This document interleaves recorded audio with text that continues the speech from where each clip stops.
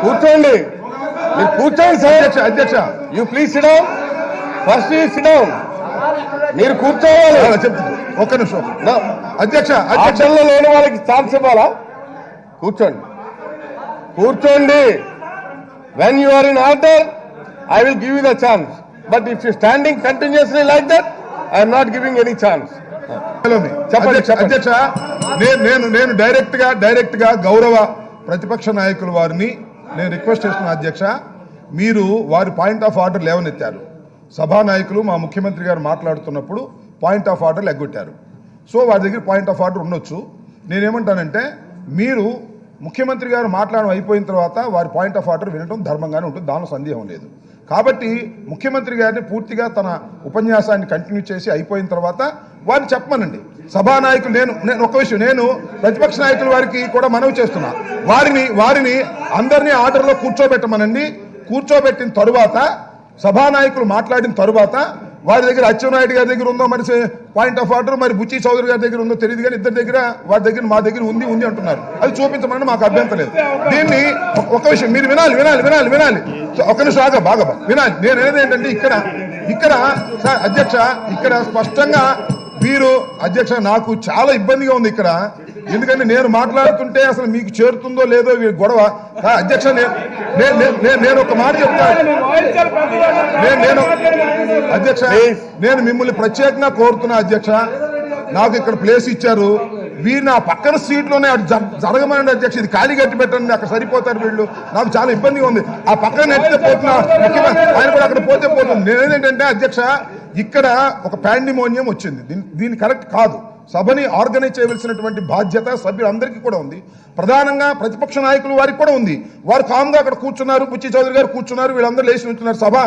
ప్రత్యక్ష మన మాజీ ముఖ్యమంత్రి గారికి నేను సవినయంగా మనవి చేస్తున్నా, వారిని అందరినీ ఆర్డర్లో పెట్టమనండి, వారిని మాట్లాడమనండి, తర్వాత పాయింట్ ఆఫ్ ఆర్డర్ లేకమనండి. ఇక్కడ ఒక్క నిమిషం అదే ఇలా మాట్లాడితే నేనేం చెప్పాలి? నేను అధ్యక్ష నేను మనవి చేస్తున్నా, ఇలా మీరు క్రాస్ టాక్ చేస్తే చాలా ఇబ్బంది, సభ జరగదు. మీరు కేవలం 23 మంది మాత్రమే ఉన్నారు, మేము 151 మంది ఉన్నాము.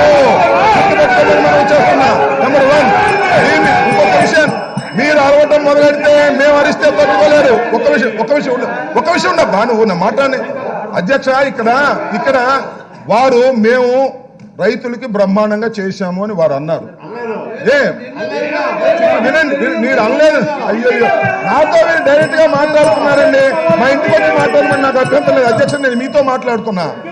నాకు ఇది ఎలా గుర్తొస్తుందంటే, రైతులకి వారి ప్రభుత్వంలో ఏం చేశారో ప్రజలందరికీ తెలుసు. వీరు బట్టలు పెడతామని తీసుకొచ్చి శుభ్రంగా బట్టలన్నీ ఓడదీసి వారు ఇచ్చి గోచిచ్చారు. అధ్యక్ష మేము గోచిచ్చాం పండుగ చేసుకోండి అంటే గోచిచ్చి పండుగ చేసుకోమంటే ఏంటి అధ్యక్ష? నాకు అర్థం కాలేదు. దానికి పండుగ చేసుకుంటారా? దానికి ఇంత చర్చ, మీరు ఇచ్చిన గోచి గురించి ఇంతసేపు మమ్మల్ని చర్చలో పెట్టి గందరగోళం చేసుకోవాలి. నాకు అర్థం కాలేదు. బట్టలన్నీ ఓడదీసి గోచి పట్టు తిరగమంటారు ఏంటి అధ్యక్ష? దానికి చంద్రబాబు నాయుడు గారు ఆవేశంగా నేను గోచిచ్చానంటే ఏంటండి గోచిచ్చేది? బట్టలన్నీ ఓడదీసి గోచిచ్చేది ఏంటండి? నాకు అర్థం కాదు. నేను దయచేసి మీరు రైతాంగానికి ఆంధ్రప్రదేశ్ లో బట్టలన్నీ ఊడదీసి గోచిచ్చినందుకు మీకు ఘనమైన సత్కారం చేశారు. 22 మందిని మీకు పంపించారు.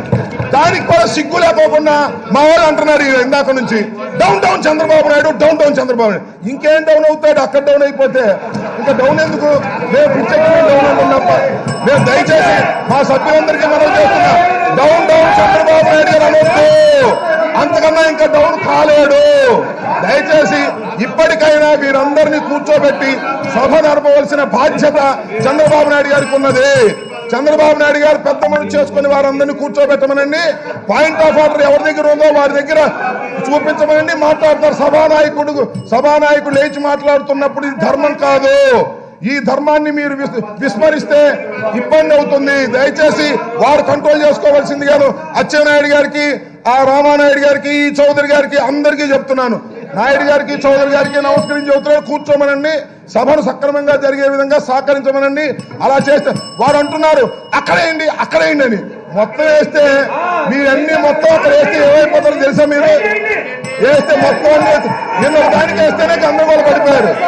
నాడు నేడు అని నిన్న వేస్తేనే గందరగోళ పడ్డారు. చంద్రబాబు నాయుడు గారు అన్న మాటలన్నీ అక్కడ వేస్తే అవుటే అయిపోతారు. కాబట్టి మరొక్కసారి అధ్యక్ష, మరొక్కసారి మీ ద్వారా మనవి చేస్తున్నాను, గౌరవ ప్రతిపక్ష నాయకులు చంద్రబాబు నాయుడు గారు అనుభవజ్ఞులు, ముఖ్యమంత్రిగా 14 సంవత్సరాలు చేశారు. కాబట్టి వారందరినీ కంట్రోల్ చేసి సభను నడపవలసినటువంటి బాధ్యత, సహకరించవలసినటువంటి బాధ్యత పెద్దలు గౌరవనీయులు మాజీ ముఖ్యమంత్రి గారు వారికి ఉన్నది. సభ గౌరవాన్ని కాపాడవలసిన బాధ్యత ఉంది, వారిని చెప్పవలసిందిగా కోరుతున్నాను. సభానాయకులు పూర్తయిన తర్వాత పాయింట్ ఆఫ్ ఆర్డర్ ఎవరి దగ్గర ఉందో తీసి చూపించమని మనకు అభ్యంతరం లేదు. మీరు కూర్చోండి, మీరు కూర్చోండి సార్. మీరు కూర్చోకుండా ఎలా ఛాన్స్ ఇవ్వమంటారు? ప్లీజ్.